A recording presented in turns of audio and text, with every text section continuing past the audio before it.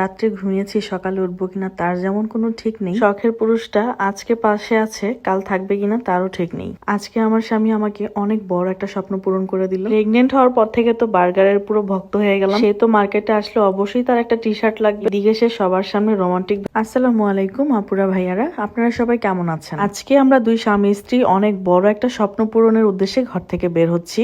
দেখেন না মুখের ভিতরে হাসি একবারে জল জল করতেছে। আমি কিন্তু শখের পুরুষকে নিয়ে কখনোই অহংকার বা বড়াই করে কোনো কথা বলি না, কারণ আমি খুব ভালো মতোই বুঝে গেছি যে শখের পুরুষ সারা জীবন শখের হয়ে থাকে না। পুরুষকে আপনি যতই ভালোবাসেন না কেন, সে একদিন না একদিন আপনাকে তার চরিত্রটা দেখিয়ে দিবে। আজ থেকে প্রায় 14 বছর আগে তার সাথে আমার পরিচয় এবং সংসার জীবন আজকে প্রায় 4-5 বছর। জীবনের শুরুটাতে আমাদের খুব কষ্টে পার হলেও এখন আলহামদুলিল্লাহ ভালোই আছি। সে তো মার্কেটে আসলেই সর্বপ্রথম তার একটা টি শার্ট বা পোলো শার্ট এগুলো কিনতে হবে, তবে আজকেরটা একটু আলাদা, কারণ আজকেরটা আমি গিফট করছি।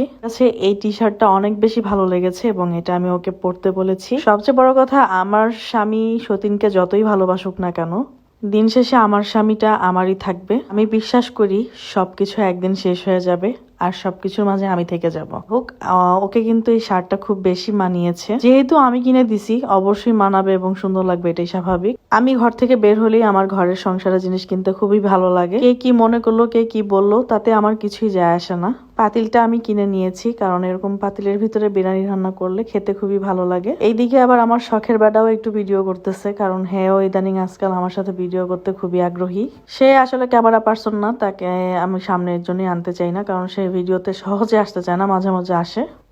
একটু কেনাকাটার ফাঁকে চলে আসলাম কি করতে, খাবার খেতে। আমার কাছে এবং আমার হাজবেন্ডের কাছে রেস্টুরেন্টের খাবারের চাইতে স্ট্রিট ফুড গুলো বেশি ভালো লাগে। রাস্তার পাশে শখের বেড়ায় কত মজা করে বট খাইতেছে দেখছেন।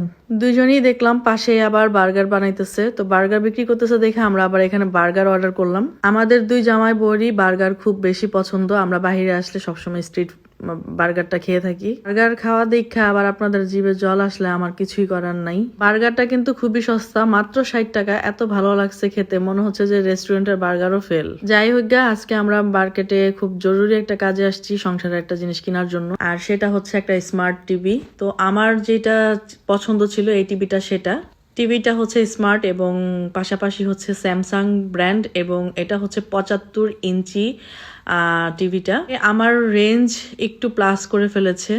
যাই হোক, দেখে গেলাম, অবশ্যই নিব ইনশাল্লাহ, তবে আজকে হয়তো বা নেওয়া হচ্ছে না, কারণ আমরা গরিব মানুষ, মধ্যবিত্ত মানুষ, আমাদের শখ আছে কিন্তু সাধ্য নেই। যখন যেটা মন চায় তখন চাইলেই সেটা কিনতে পারি না। তবে এই মাসে হয়নি, আগামী মাসে অবশ্যই হবে ইনশাল্লাহ। বাড়ি ফেরার পথে আমার স্বামী রাস্তার ভিতরে দেখলো হাঁসের ডিম বিক্রি করছে। ডাক্তার আমাকে হাঁসের ডিম খেতে বললো, আমার ভালো লাগে না, তাই আজকে আমার স্বামী রাস্তায় জোর করেই আমাকে হাঁসের ডিমটা খাওয়াচ্ছে।